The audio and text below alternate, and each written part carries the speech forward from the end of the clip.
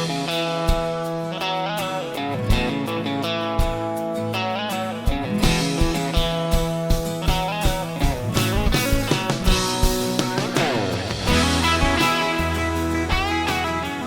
friends, I'm Ron Longwell, and I'm glad you're here today for episode 3 of the Jesus Society podcast. I'm chuckling a little bit. This is the second time I've started to record this episode. My dog was in here, and I started talking. I was getting really into it, and all of a sudden I heard through the speakers, she's over there just licking herself, and I thought, if I can hear that, you can hear that, and you probably don't want to hear that.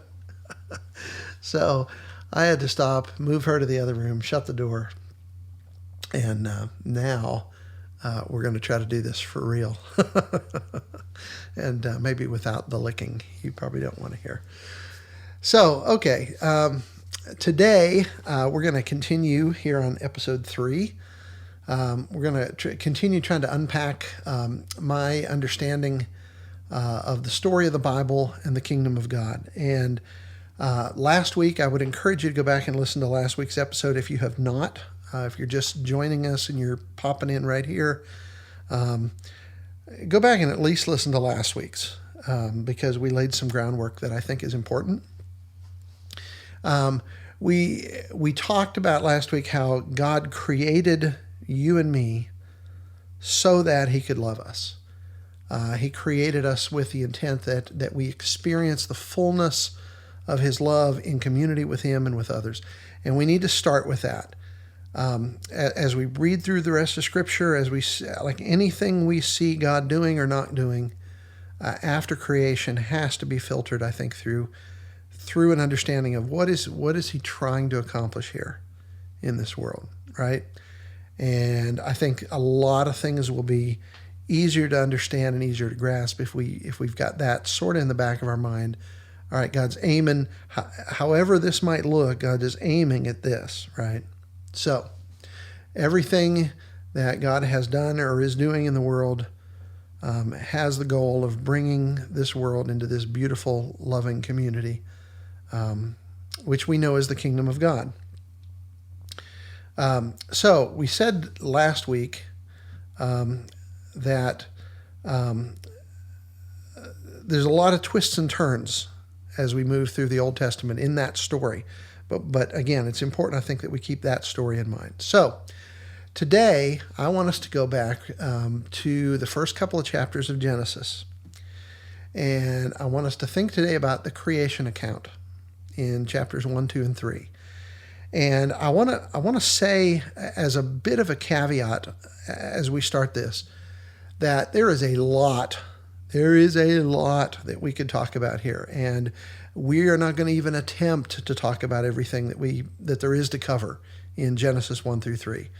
It is a rich diamond mine of theological material in there. And I want to let you know up front that I'm going to be painting with a fairly large brush here. And this is going to be a little bit longer of an episode, but even so, we're painting with some kind of big brushes. And I say that, and I put this little caveat in here for the benefit of any seminary people who might be listening to this, because the quickest way to incite a group of seminarians is to paint with a broad brush. I have a friend who's fond of saying that college professors as a whole are a group of people who think otherwise. And I think that's true. So I'm gonna skim over a lot of important stuff here to get to what I think is some more important stuff. And because I am a card-carrying conflict avoider, I want to add this little disclaimer, and that is to say, look, I know the complexities and nuances of Genesis 1 through 3. I know its background as compared to other ancient Near Eastern texts. I get it. I really do.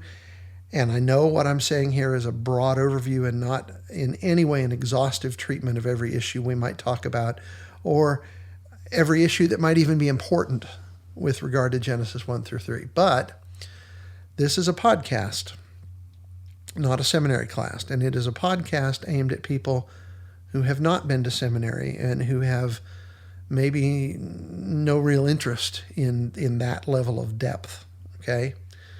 So I think if you understand kind of the way that I think about things, I think if you understand the path the river takes, you can more easily come back later and find the holes in the riffles that hold the fish, right?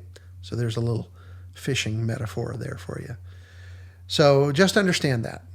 If you're listening to this and you get irritated because I don't cover all the stuff you think is important, and you may be right, just hold off on the rebuttals and snarky comments about how I left something out, okay? Give me just a little grace here. So, okay. Spent a lot of time trying to avoid conflict there. Maybe didn't need to do that. So, Genesis 1 through 3. I would encourage you to, if you have your Bible handy, if you're in a place where you can read, stop the podcast or pause it at this point. Read through Genesis 1 through 3, just so you kind of get it in your head, get a sort of an idea of how the narrative flows through those first 3 chapters. And then come back and we can talk about it. So, I'm assuming you just read it. The first thing as you read through the first 3 chapters of Genesis, and as you get into chapter 1, the first thing we learn is that God is the creator. Now, let me say as strongly as I can that the point of Genesis 1 is not to give us any scientific information whatsoever about how or when the heavens and the earth were created. This is scripture, not science, okay? And any attempt to extract modern scientific information from these passages is just wrong-headed. And I say that as someone who spent a good number of years studying and teaching Christian evidences, okay? The point of Scripture that it's trying to make, at least here, is that Israel's God is the one who created everything, as opposed to some other nation's God, okay? Israel's God, Yahweh, is the creator of heaven and earth. And what the Creator God creates is good. In verses 3 through 25 of Genesis chapter 1, God creates light and sea and land and vegetation, sun and moon, fish and birds and other wildlife, and he pronounces all of it good. And then in verses 26 through 31, God creates man and woman, and it says that's very good indeed. So God's creation is good. Everything God creates is good because God is good, okay?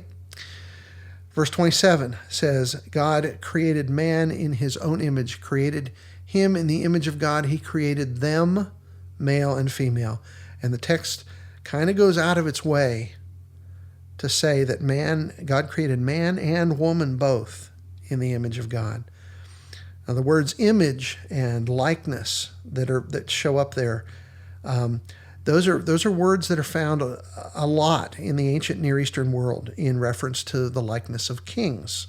Okay, so in this text, man and woman bear the image of the king. The Bible is saying here that if you want to think about God in some concrete way, look at man. That means that there is something very much like God in you and me. And it has nothing to do with flesh and blood. Okay? Why do you think the message of God resonates in our hearts? Because God made us like him. Ecclesiastes 3:11 says that God put eternity in our hearts. Okay? So there's something about the way he designed us, the way he built us, that is very much like him. Okay? Now, God gave Adam and Eve 2 commandments. The first is to be fruitful, multiply, fill the earth. It is the one command of God that man has consistently obeyed. All right? That's been an easy one. The second command, and this one is really, really, really important, and it's not, I think a lot of times when we read over this, we kind of just gloss over it, and we don't see how important it is. But the second command is the command to rule. In chapter 1, verse 26, again in verse 28, it says that man and woman are to rule and to subdue the fish of the sea, the birds of the sky, the livestock, the whole earth, all the creatures that crawl on the earth. When we get into chapter 2, verse 15 says that God placed them in the garden to tend it and to watch over it. Okay? Now, that word rule can come across to a lot of us in the 21st century world as kind of harsh and ruthless and heavy-handed. That's not the idea at all. Okay? The role of humanity here is to rule, to tend, to care for on God's behalf. God is depicted as a king, and he is using language here very appropriate to a throne room, and God is delegating authority over his domain to others. And we have a regent and we have a vice regent. God is the regent. Man is the vice regent. God has delegated authority to man that emanates from his own authority. Okay? God's people, who he loves, who he wants to be in intimate fellowship with, are always invited into the task of reigning over God's good creation, tending it and caring for it. Now, that is important, and we need to keep that in mind, because that theme is going to come back again and again and again as we move through the Old Testament and into the New. We have a role in this world, okay? And the role that God has given his people in this world involves tending and caring and nurturing and shepherding, right? We have some purpose in this world that is good. I'm going to use the word blessing because we're going to come back to that probably next week and talk about the idea of blessing, right? So we have some responsibilities in this world. Okay? God's people are to function in this world in a caring, nurturing, tending capacity. All right? That's what it means to rule. All right? Now, that was chapter 1, and that was quick. We're 12 minutes into this, and that was quick. And we skipped over a lot of stuff.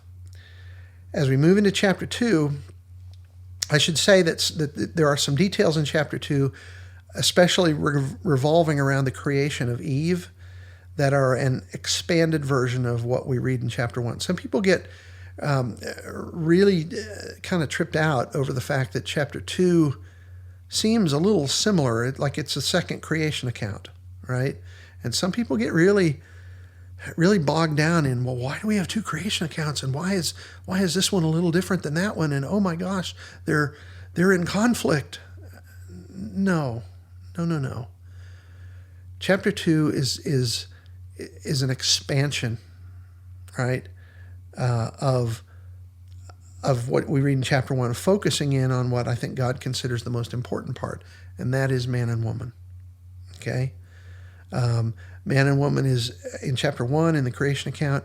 The creation of man and woman is the last piece of a long list of things that God creates. We're going to hone in on that in chapter 2 and expand on that and bring a little more relief to that part of the story that God wants to highlight. Okay, so understand that in the garden, not until we get to the garden, God takes one of Adam's ribs and from it makes woman. Okay, and somebody said one time that the reason Eve is called woman is because when Adam saw her for the first time, he said, "Whoa, man." Ba-dum-bum. Okay. Bad joke. Okay. In chapter 2, verse 8, we're told that God planted a garden in Eden, and there he placed the man. So somewhere within this good and blessed world that God has made, God plants a garden. It's like a terrarium in the midst of the rest of the world. There is a river flowing through it, and when it exits the other side, it branches into 4 streams. All the 4 streams are named. There's two of them that we don't have any idea where they are or what they are. The Pishon and the Gihon. We don't know anything about those. We do know about the Tigris and the Euphrates. Now, you can look on a map today and find the Tigris and Euphrates rivers.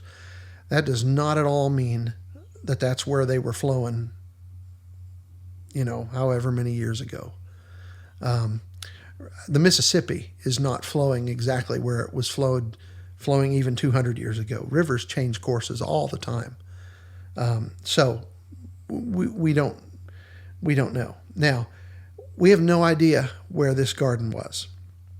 An untold amount of investigation has gone into trying to figure that out. But apart from saying that it was probably somewhere in Mesopotamia, we are pretty well clueless, okay?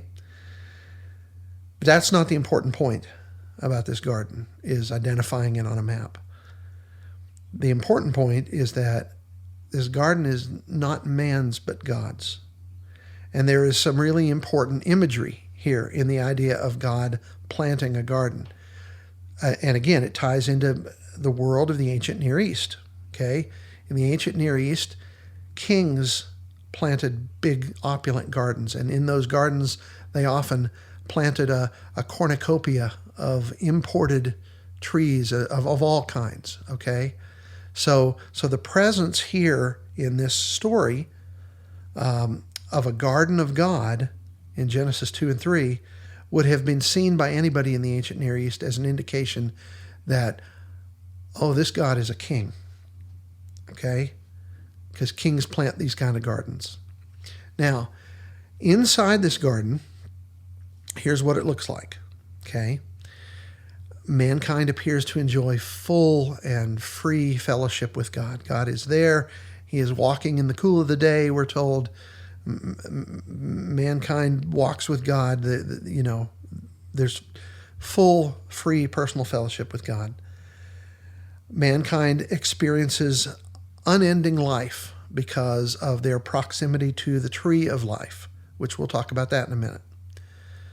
Mankind has the freedom to exercise some choice, and we'll talk about that a little more in a minute. And again, as we said, mankind is to tend and to keep this garden of God, okay? So, in the garden, Adam and Eve enjoy this beautiful fellowship with the Father. You know the song, He walks with them and He talks with them and He tells them they are His own. That's my singing voice. But that's the picture, right? Adam and Eve have this relationship in this beautiful place. They're enjoying the fullness of fellowship with the Father, the King.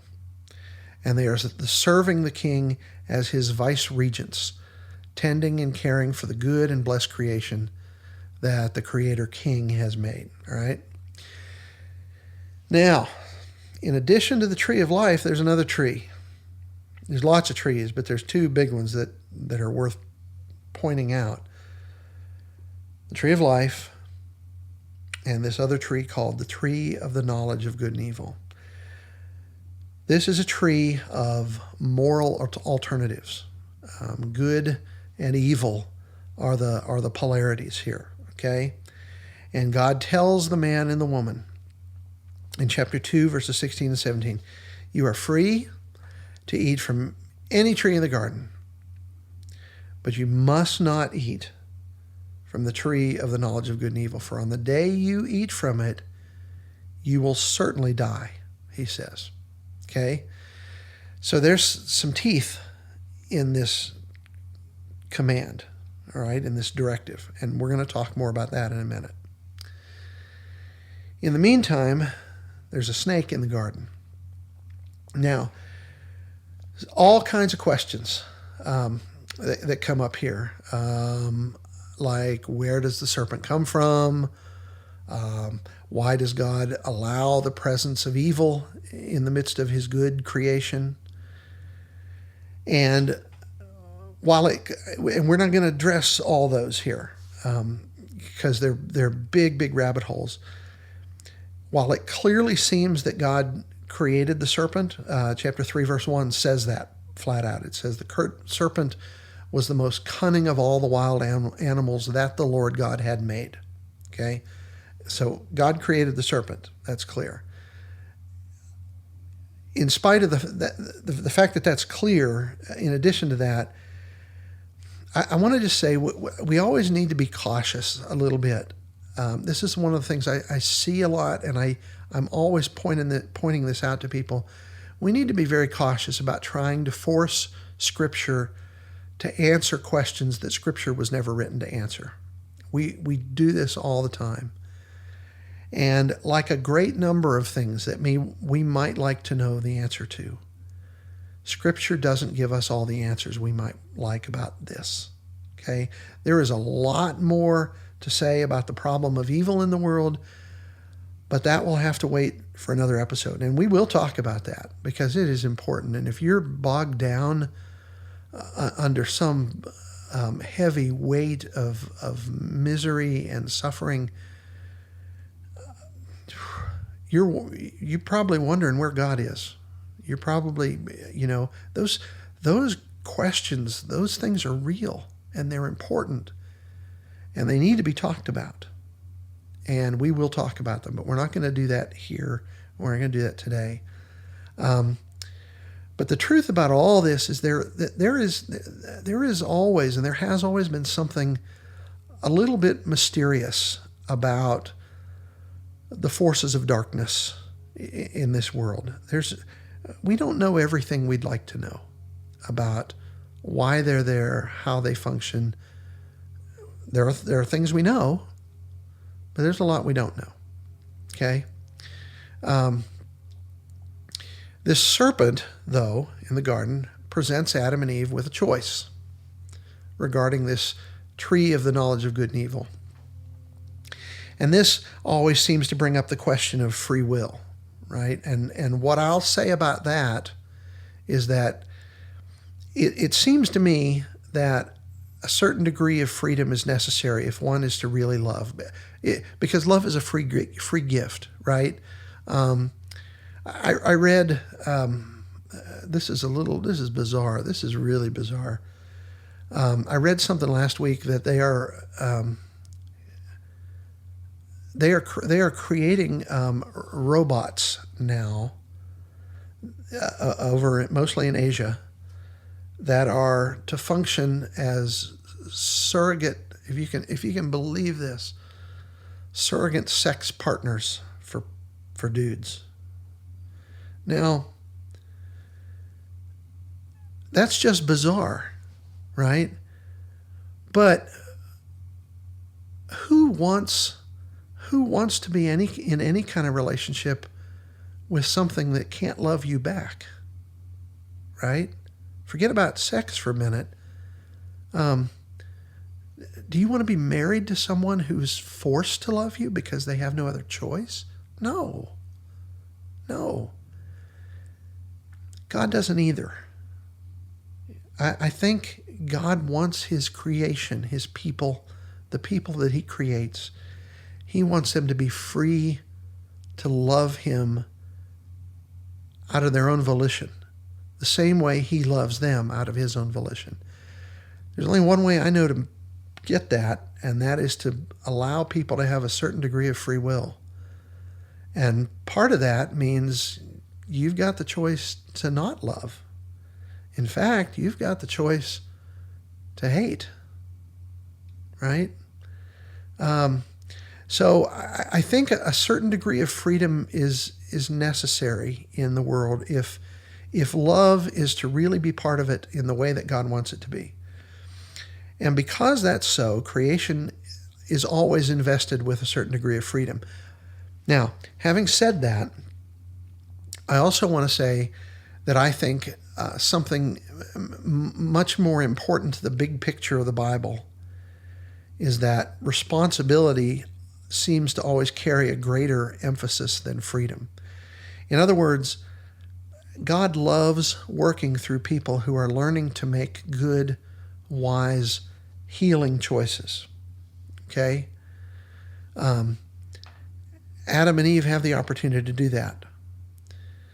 But this choice offered to Adam and Eve you have to really understand and pay attention to what the language that the serpent uses, right? What he's promising, what he's implying.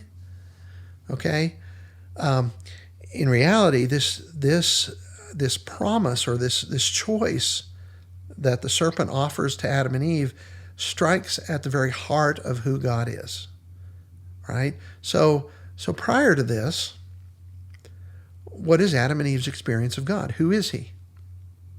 He's a good God. He's a loving God. Everything he created is good. He is living in fellowship with man and woman. He is giving them authority over his creation. It's everything they know about him is good. The serpent comes in and he introduces some doubt into their mind about that. Okay? He presents a narrative to Adam and Eve in which God is holding something good back from them. Okay? And that is clearly his implication in what he says in Genesis 3, verse 5. He says, God knows that when you eat that fruit of that tree of the knowledge of good and evil, your eyes will be open and you'll be like God, knowing good and evil. So what's the implication here? The implication, put yourself in Adam and Eve's shoes, right? They're just off the turnip truck, right? They don't know everything there is to know. But the implication of this statement is, when you eat it, your eyes will be open. Well, I guess my eyes are open now. Like I'm not seeing everything clear. You will be like God, he says. Well, you mean I can be more than I am? You'll know good and evil. Wait, you mean there's good that I don't know about? You mean God's holding something back from me? That's the implication. Now, he doesn't come right out and say that, but he puts that out there because he knows that's it. This is how this works, folks. This is the way Satan operates. And he always operates this way. And he always, most of temptation is involved tries to get us to see God in a different light, to see him as less than he is. It always casts doubt into his goodness or his power or his love. All right? You just think about all the temptations that there are, and they all deal with this the same way. They're either casting doubt on God's goodness, on his power, or on his love. He's not taking care of you the way that you want him to take care of you. You're missing out. He's holding something back. He's not giving you the good things that you ought to have. He's not taking care of you well. All those things, right? That's what the serpent is implying. Okay? God is holding back something good from them that they could have just by reaching out and taking it. In other words, if you will just kind of think for yourself for a minute, if you'll exercise your own independence a little bit, you can just reach out and have this, and you'll be like God. You'll know good from evil. Your eyes will be open. Right? So the question comes down to, who are they going to trust? And who are we going to trust? The God who made them? Or one of their, who has always been good to them? Or one of their fellow created beings? Same choice is offered to us every day. Who are we going to trust? The God who made us and who proclaims his love for us, or somebody else? Adam and Eve chose poorly. And this is where the language of sin kind of comes into play. We really need to understand that properly. Sin is a failure. But it's failure rather than breaking. This is not just about breaking rules. Sometimes we talk about sin as though it's just merely well, here's this list of rules, and you've just failed. You failed to follow them. Right? It's pure disobedience. And yes, I know there's disobedience here, but sin is more than that. Okay, sin is So we're reading Genesis, and Genesis was written in Hebrew. I'm going to use a Greek word from the New Testament for sin. The word for sin in the New Testament Greek is hamartia, and it literally carries this idea of missing the mark. Okay, it's like I have spent a great deal of time in my life as an archer, as a bow hunter. I love to shoot archery. Always have, from the time I was a teenager. So it's like shooting an arrow at the target and missing the mark. Okay, so that's this idea in sin. It's you're aiming at something, but you miss, right? So the question is, what's the target here? The target, I think, is reflecting God's image. Adam and Eve were created in the image of God. Okay. And you and I are too. We're created in God's image. We bear the image of God. And that carries some responsibilities with it in the world, right? And whenever we're tempted to sin, what is actually going on, I think, is there's something that we're to be doing or being in whatever given situation that is, that will honor God in the world, that will bless others, that will, all the things that God cares about, right? And sin draws us away from that, and it presents us with a cheap alternative. So that as we give in to that, we end up colluding with the forces of destruction and chaos and darkness. And then we basically give our human authority over to those forces, over to what the New Testament will call the principalities and powers. That's exactly what Adam and Eve did. They ended up by listening to the serpent, by taking his side of things. They ended up in collusion with him, and I know they didn't realize this, but they gave him a certain authority over them that they had just taken away from God. Okay, the result of all that is sin, and that means we're bound up in a tight grip. And Jesus in the New Testament, in dying for our sin, will release that grip of the power. That is the central thing in the crucifixion. And the result of all this, failing to trust God, this asserting of our independence, this breaking allegiance, failing to bear the image of God in the world, is that creation is now disordered. And there are several ways that is manifested here in Genesis chapter 3. The most noticeable of these is that relationships are strained. And that's true with man's relationship with God, and it's true with man's relationship with woman. So let's take man's relationship with God first. It's interesting that immediately after eating this fruit, shame enters the picture. Okay, Adam and Eve hear the sound of God walking in the cool of the evening, and they hide from him. They have never had to hide from God at all, ever. And when God calls out to the man, "Where are you?" And of course, God knows where they are, right? Adam admits that, he says, "I was afraid because I was naked, and so I hid."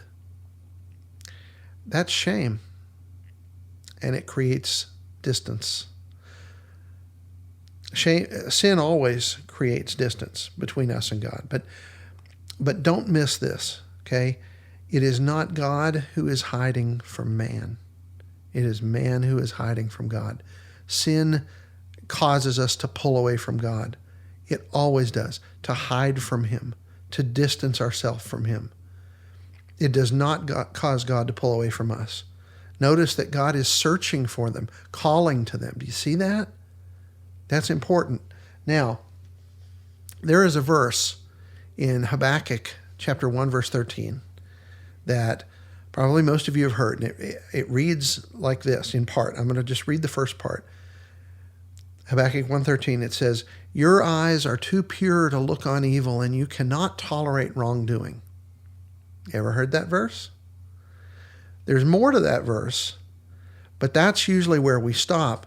And we have come away with the notion from that when we sin, God turns his back on us, that he simply, because of his nature, because he's too pure and too holy, that he just cannot have anything to do with us, because he is too pure for us in our now tainted state. Folks, that idea has to die. Scripture always pictures God as the rescuer, as the one who is actively seeking for and rescuing the lost. Again, as we said last week, God's overarching desire in creation is to draw us to himself so that we can experience a beautiful, loving community with him, okay? The whole of that Habakkuk 1 verse says this. I'm going to read the whole thing now. "Your eyes are too pure to look on evil, and you cannot tolerate wrongdoing. So why do you tolerate those who are treacherous? Why are you silent while one who is wicked swallows up one who is more righteous than himself?" See, that verse, taken as a whole, says this. God, you can't tolerate wrongdoing, so why don't you stop people from hurting one another in their evil and in their rebellion? That's a great question. It's one that we're going to talk about somewhere down the line, not today. But please don't get the idea that God turns his back on us when we sin. Nothing could be further from the truth, as we see here in the garden. There is some level of loss of intimacy between mankind and God as the result of sin, but that is primarily because we pull away from him, not because he pulls away from us. God's love for man does not cease once mankind is expelled and barred from the garden. God's providence does not cease. He does not stop hearing their prayers or caring for them. God becomes a rescuer, a shepherd. Jesus will come as the great rescuer in the New Testament to once and for all defeat the powers of darkness that would keep us bound up in sin and chaos. Okay? So the other part of this relational friction that comes as a result of sin comes between man and woman. Notice in chapter 3, verse 11 and 12, when God asks Adam how he came to know that he was naked and whether he ate from the tree that God told him not to eat from, Adam immediately blames the woman. And he even seems to blame God a little bit. He says, "This woman who you gave me, she gave me some of the fruit from the tree and I ate." I think we call that throwing somebody under the bus, right?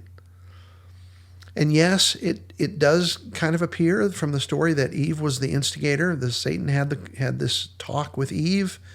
The serpent, who we take as Satan, had this. He was working on Eve, and Eve was persuaded, and she gave some of the fruit to Adam. So she was kind of the instigator. But Adam ate of his own volition, and she didn't have to force it down his throat, right? But the point here is that there's now friction, and there didn't used to be friction.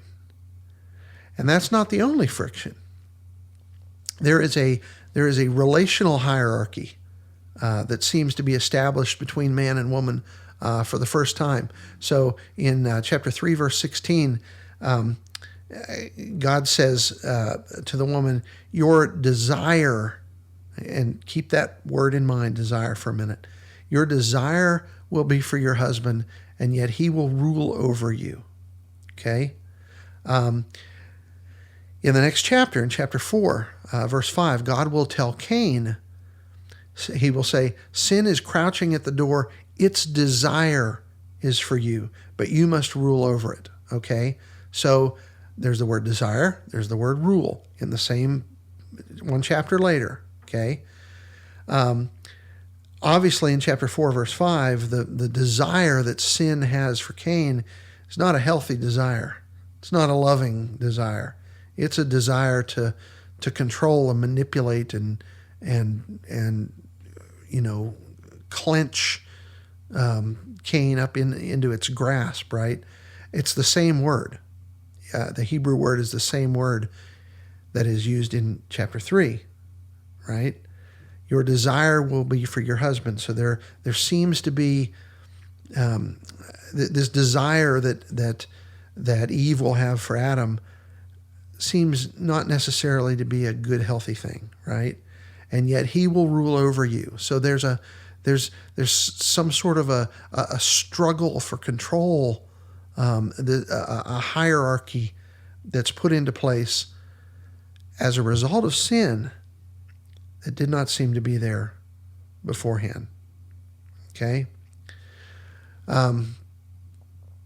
There's some unhealthy relational aspects that come between man and woman that are not present prior to their sin and did not seem to be part of God's creative intent. So that's that. Another piece of this is that the serpent is cursed and interestingly seems to have lost his legs. God says you're going to move on your belly and eat dust all the days of your life. Now, I have a little bit of background in wildlife science. One of my early degrees was a wildlife degree years and years and years ago. If you've ever studied snakes, you'll know that under X-ray, and at least this is true with boa constrictors and pythons. I don't know whether it's true with all snakes, but at least with boa constrictors and pythons, if you look at them under X-ray, they have what are called vestigial limbs. Okay, they are tiny hind leg bones buried in muscles back toward their tail ends, remnants of a time when they apparently walked up. The evolutionists will say it's just an evolutionary thing that's a remnant of something that used to be useful and is not useful. The idea of vestigial organs or vestigial things, that's a common thing in biology. You see that a number of places throughout the animal world. Okay. So apparently, at this time, this serpent was walking on its legs, and God said, "You're gonna be on your belly the rest of your life." Okay. Don't need to make too much of that.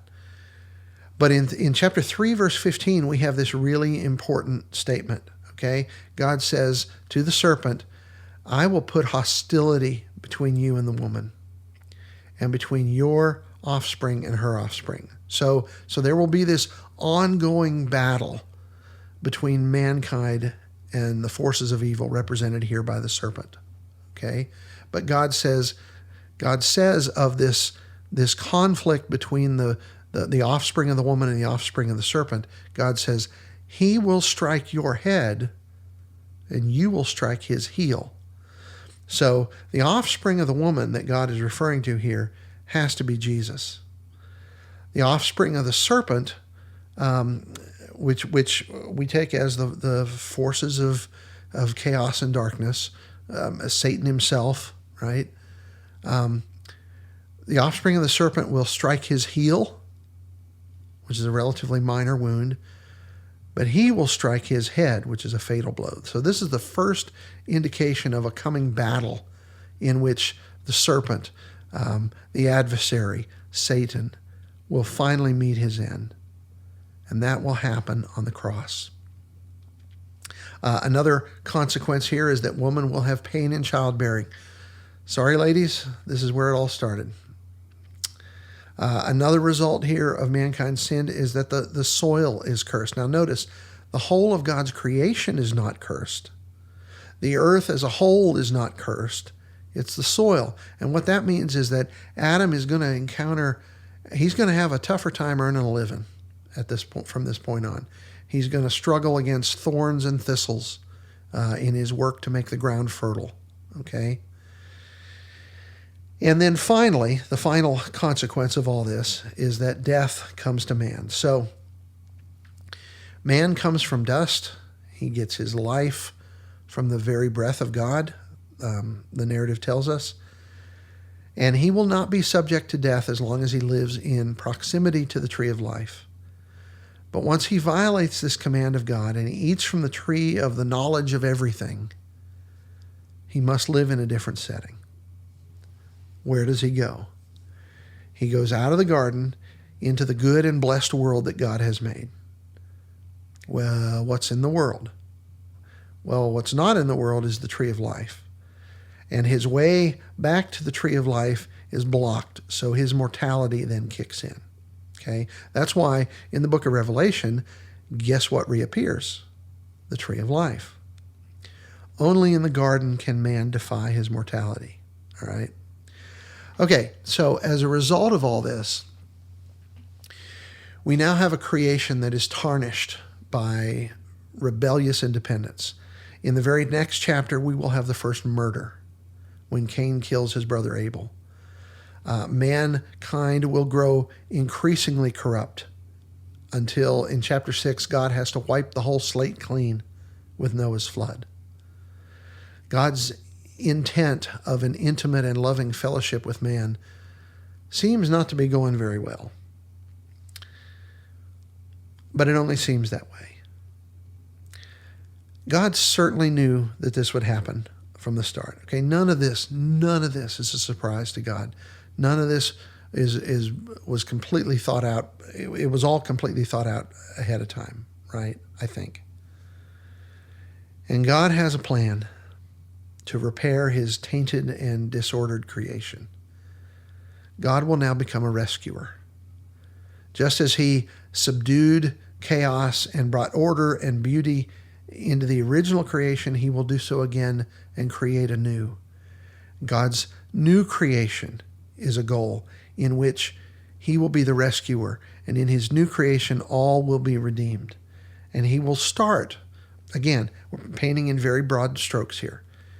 He will start this by calling together a people for his own possession, who he will call Israel, and who are to function as his beachhead in the world, as a living testimony to his goodness and power and love before the rest of the world.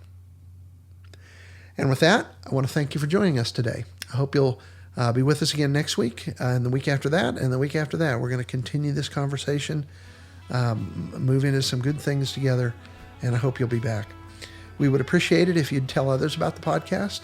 If you enjoy the show, please subscribe, rate it, and review it on iTunes or Spotify or Stitcher or Google Play or wherever you go to get your podcasts. Thanks for listening, and I hope you'll be back. And remember, you are greatly loved.